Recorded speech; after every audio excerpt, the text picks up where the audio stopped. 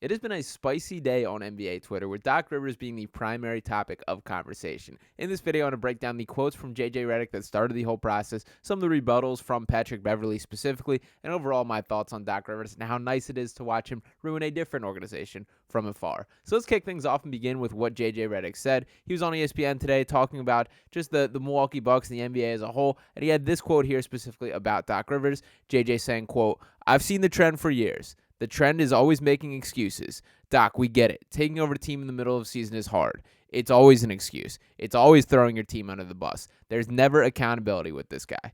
Now, before I dive fully into that quote, I would just like to note here that JJ Redick, out of any person ever, probably has about as right of a judge of Doc Rivers. So this is a guy that has played for Doc Rivers, he's played against Doc Rivers, he's worked with Doc Rivers on the media side of things, and he's also covered Doc Rivers from the media side of things. I actually like JJ Redick quite a bit, particularly what he brings to a call. I think he does a nice job on the mic. His podcast, he's a little bit of an innovator on this podcast space, and I do think Pat Bev should show a little bit more respect as I get to him in this conversation. But his premise is absolutely correct, that there's already been a number of quotes from Doc Rivers leaking out, flying out, that the Milwaukee Bucks need to put a stop to having a microphone be put in front of Doc Rivers' face. Whether it's quotes of, half our team was here, half our team was in Cabo, how hard it is to take over a team midseason. I wouldn't wish this on anybody about taking this job. And most recently, we had this quote from Doc Rivers come out today saying that, "I told Bucks ownership, I don't understand why you're doing this." Bucks head coach Doc Rivers tells Frank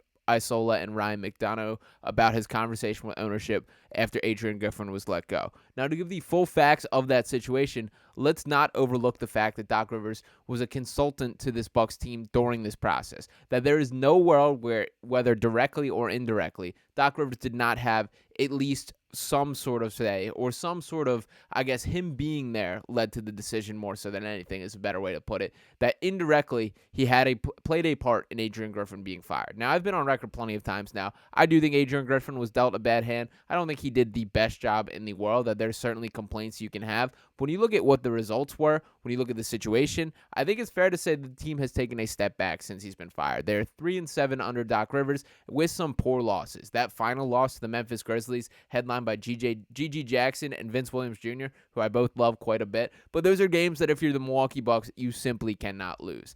Now, Pat Bev saw this quote from JJ Redick, which was flying around social media, flying around Twitter, and took to himself to reply to it. And Pat Bev saying, quote, "This man, Doc, actually saved your career. Started you when no one else wanted to, and you retired to go on TV and say that at JJ Redick." So for starters, Doc Rivers did not save JJ Redick's career. Did he give him his first starting role? Sure, but that is not to diminish to say what JJ Redick had done previously, that he is a guy that was the caliber of shooter, that at certain times that it was better suited for him to come off the bench, that he played a six-man role with that Orlando Magic team, which you could argue were the best season of his career.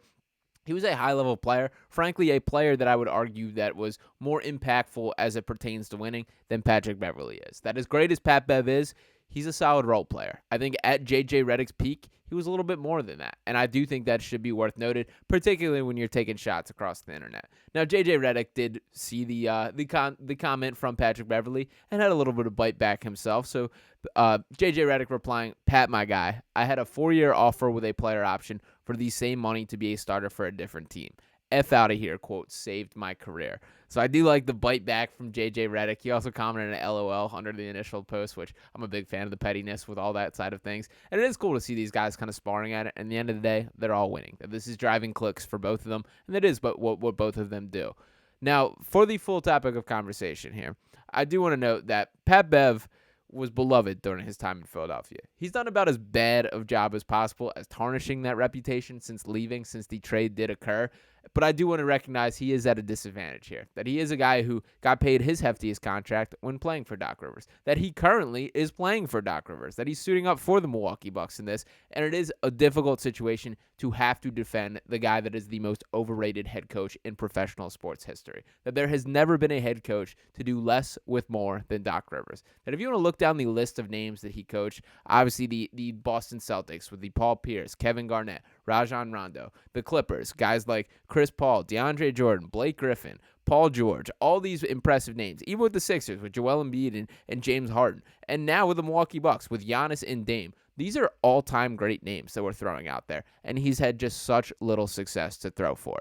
That if we want to bring up specifically the playoff woes that Doc Rivers has had, I mean, Doc Rivers has had teams that have now blown 3-3-1 leads, 4 other 3-2 leads, 1 other 2-0 lead, and has lost Game 7 at home 4 times in his career, 5 if you count the bubble. He is 6-10 in Game 7s, and perhaps the craziest of all is the fact that he's conceded 3-3-1 leads.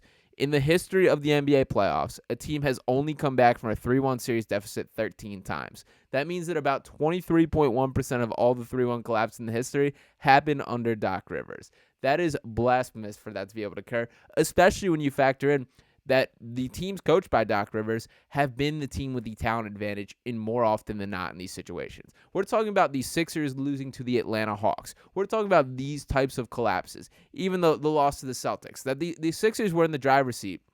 And for Doc Rivers specifically, I get it. Players play, coaches coach. That there are situations that come up, you are not in control of everything. But what I will say is this vibe of excuse making, specifically of what JJ Redick is calling him out for, is infectious to a team. That when you sit up there, I know there was the clip flying around when Doc first controlled, mentioning the time zones and the travel and the back-to-back and how this is hard, how they're tired because they're playing more defense. Basically, within the span of a 30-second clip, rattled off 5 different excuses for why they lost back-to-back games or why they were having the struggles on this road trip. That is not the vibe that you want to give off as a leader of men, as a leader of a team, that you should be the guy taking sole responsibility.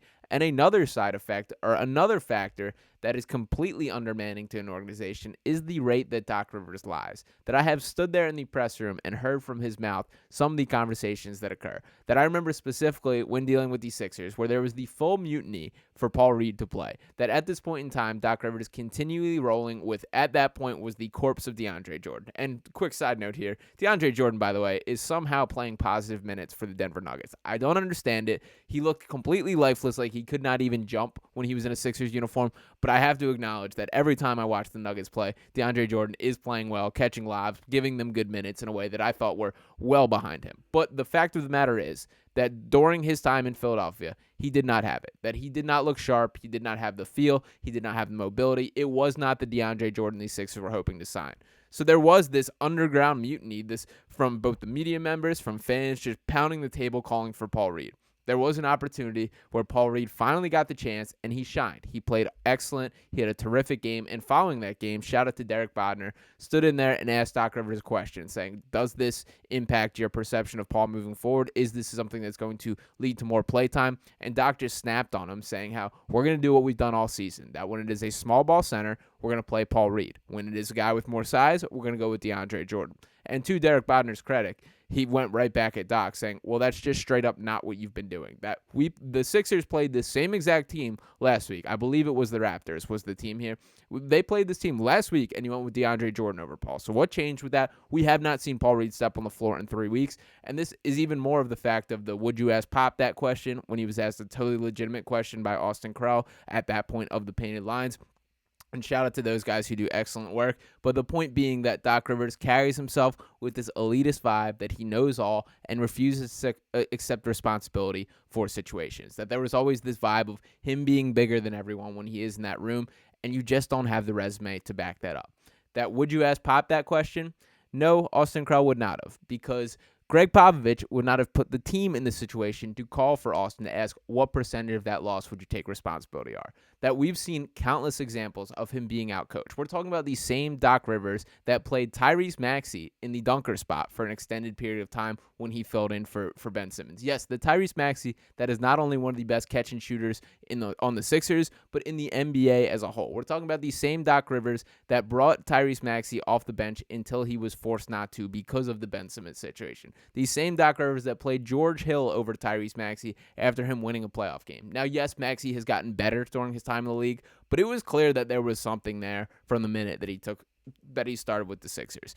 Now, I want to say, I do think it is pleasurable to enjoy this from afar, that I'm loving watching just the Bucks fall apart. I have zero concern about the Bucks making a playoff run. They're just not. There's too many holes in this team. I think from a stylistic standpoint, from an attitude standpoint, it is all falling apart. That I think they overlooked the fact that when you trade Drew Holiday, who's one of the premier perimeter defenders across the entire league, for Dame Lillard, who's at the exact opposite end of that spectrum, your defense is going to get worse. Now, I think they underrated how much worse that would clearly be. And frankly, Damian Lillard, an even worse defender than I expected. The more that I watch him this year, I never thought he was even really a passable guy, but he's always one of those guys that the offense is so good that you overlook it. Well, we're not quite at that point because he has not been that way offensively. And just to speak to how bizarre the vibes are within that Milwaukee locker room, Damian Lillard during the All-Star break was asked to name his starting five across the entire NBA. And Dame Lillard's answer here, he named himself, Steph Curry, LeBron James, Kevin Durant, and Bam Adebayo as the number 5 there. I'm not a Giannis guy, but how do you not name Giannis? Let alone is he a 2-time MVP and a guy that, even not being a huge Giannis guy, he's absolutely in the top 5 in the NBA right now and has been for years. And with that being your teammate, it is such a layup just to name that guy. So to name Bam Adebayo, who's very clearly the Miami Heat team that he wanted to play for, to me should be a shot in the face to Giannis. That I would take offense to that. If I was Giannis, if I was the caliber of basketball player that Giannis is, and your teammate is just not throwing you in that conversation, pretty insane to me. And no, it's not something that, is going to break up a team or something like that, but it was just the easiest layup in the world to give your teammate a compliment, and one that he has earned, by the way. This is not this isn't like a guy throwing in, De'Aaron Fox and naming Domantas Sabonis, who, you're forcing him in there, but you want to make him feel good. Giannis very clearly is one of the top 5 players in the NBA. So very insane that I thought that was the case there. But I am enjoying this Milwaukee Bucks team seemingly self-explode. It is fun to watch from afar. We will see what ultimately happens come playoff time, but there are some real deal fixes that have to occur internally in this team. It is fun to watch these guys fighting from afar, the J.J. Redicks, the Pat Beverleys of the world, but ultimately the common denominator is Doc Rivers is a fraud. He has been for years, and it's great to see him not leading the Sixers anymore. Let me know what you guys think in the comments. Are you as fired up as I am? Are you as grateful? Does Nick Nurse look better by the day in the same way that it feels to me? But make sure that you are smashing that subscribe button, dropping a like on this video, and I'll talk with you next time right here on Sixers Digest. Peace.